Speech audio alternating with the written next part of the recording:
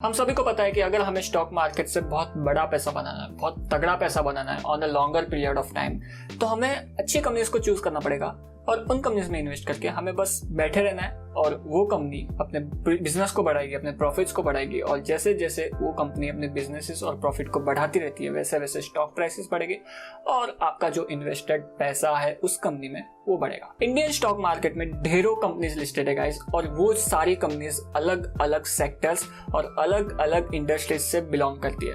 सो हमारे सामने एक बड़ा क्वेश्चन आ जाता है कि इन सारी इंडस्ट्रीज में से कौन सी ऐसी बेस्ट इंडस्ट्री है जिसमें हमें हमारा पैसा लगाना चाहिए और उस इंडस्ट्री में से कौन सी ऐसी बेस्ट कंपनी है जिसको हमें चूज करना चाहिए हमारे इन्वेस्टमेंट के लिए। और इस बड़े क्वेश्चन का आंसर मैं आज के इस एपिसोड में देने की ट्राई करूंगा आप सबको। So everything in this episode, let's get started. Hello guys, my name is Prateek. I hope you are doing well. And जो बात मैं आपको समझाना चाहता हूँ इसे मैं एक एग्जांपल के साथ समझाना चाहूंगा, जहां पे एक फिश और एक पॉन्ड, जिसे हम लेक बोल सकते हैं, इसका एग्जांपल लेंगे, जहां पे फिश रिप्रेजेंट करती है एक कंपनी एंड जो पॉन्ड का साइज है वो रिप्रेजेंट करता है जो मार्केट का साइज और जो इंडस्ट्री का साइज है वो। सो यहाँ पे चार कॉम्बिनेशंस बन जाते हैं गाइस। फर्स्ट कॉम्बिनेशन इज जहां पे फिश बहुत छोटी है बट जो पॉन्ड का साइज है वो भी बहुत छोटा और बहुत शैलो है। The second possibility, the second combination is guys जहां पे जो पॉन्ड का साइज है वो छोटा है पर जो फिश है वो पॉन्ड में वो बहुत ज्यादा बड़ी है। द थर्ड कॉम्बिनेशन इज जहां पे जो पॉन्ड का साइज है वो बहुत ज्यादा बड़ा है बट वहां पे जो फिश का साइज है वो छोटा है।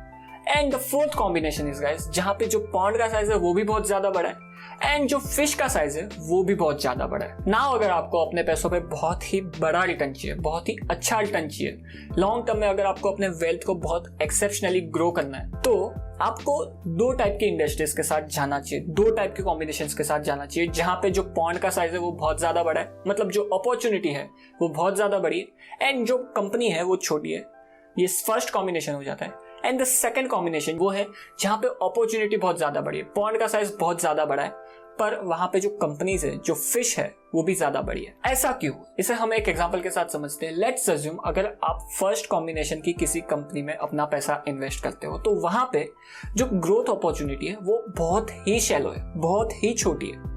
सो उसकी वजह से अगर आप अच्छी से अच्छी कंपनी उस पर्टिकुलर कॉम्बिनेशन में, उस पर्टिकुलर इंडस्ट्री में चूज कर लो, फिर भी एक टाइम तक ग्रो होके वो कंपनी की ग्रोथ अटक जाएगी और अगर ग्रोथ अटकी तो आपका पैसा भी ग्रो होना बंद हो जाएगा। बिकॉज अगर वैल्यूएशन बढ़ता है किसी कंपनी का तो वो एक ही रीजन की वजह से बढ़ता है, जो है ग्रोथ एंड ग्रोथ। सो जो फर्स्ट कॉम्बिनेशन है वहां पे थोड़े टाइम तक वो कंपनी ग्रो कर पाएगी पर एक टाइम के बाद जो ग्रोथ अपॉर्चुनिटी है वही नहीं है उस कंपनी के पास और इसी वजह से जो कंपनी की ग्रोथ है वो अटक जाएगी और उसी वजह से आपका पैसा है वो भी अटक जाएगा ग्रो होने के लिए। द सेकंड कॉम्बिनेशन जहां पे जो ग्रोथ अपॉर्चुनिटी है वो बहुत छोटी है पर जो कंपनी का साइज है वो बहुत ज्यादा बड़ा है। तो यहाँ पे क्लियर दिख रहा है कि जो कंपनी है वो ऑलरेडी बहुत बड़ी हो चुकी है उस मार्केट के लिए और नाउ उस कंपनी के पास ग्रो होने के लिए ज्यादा स्पेस है ही नहीं।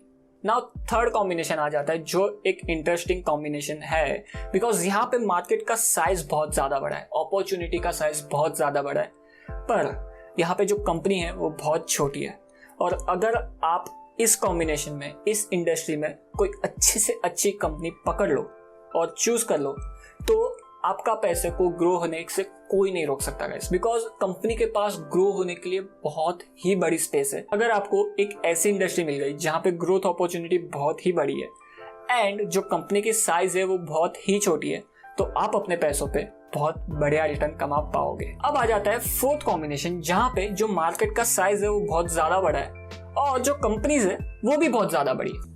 फॉर एग्जाम्पल बैंकिंग सेक्टर जहां पे जो मार्केट का साइज है वो बहुत ज्यादा बड़ा है और आगे जाके और ज्यादा बड़ा हो सकता है पर जो यहाँ पे कंपनीज है, HDFC बैंक, कोटक, ये जो सारी बैंक्स है, ये जो सारी कंपनीज है वो भी बहुत ज्यादा बड़ी है। बट अगर स्टिल आप इन सारी बैंक्स को चूज करते हो अपने इन्वेस्टमेंट के लिए फिर भी आप अपने पैसों पे एक डिसेंट रिटर्न कमा पाओगे बिकॉज जो अपॉर्चुनिटी है, जो मार्केट का साइज है वो बहुत ही ज्यादा बड़ा है। एंड यहाँ पे आपके लिए एक छोटा सा होमवर्क है गाइस, जहाँ पे आपको बताना है कि आपके हिसाब से कौन सी कंपनीज एंड कौन सी इंडस्ट्रीज इन चारों कॉम्बिनेशंस में फिट बैठती है। मैं आपकी कमेंट की वेट करूंगा नीचे on that note guys, thank you to be with me in this episode. अगर आप यहाँ तक पहुंच गए हो तो लाइक के बिना मत जाना इस वीडियो को। एम करते हैं 50 लाइक्स के लिए। एंड अगर आपने इस चैनल को अभी तक सब्सक्राइब नहीं किया तो क्या कर रहे हो गाइस, सब्सक्राइब कर दो, बिकॉज मैं आप सभी के लिए ऐसे ही stock market, money market, finance और पैसों के बारे में वीडियोस लाता रहता हूँ गाइस। सो सब्सक्राइब किए बिना मत जाना। मैं आपसे मिलता हूँ ऐसे ही किसी नए एपिसोड में, तब तक के लिए गुड बाय।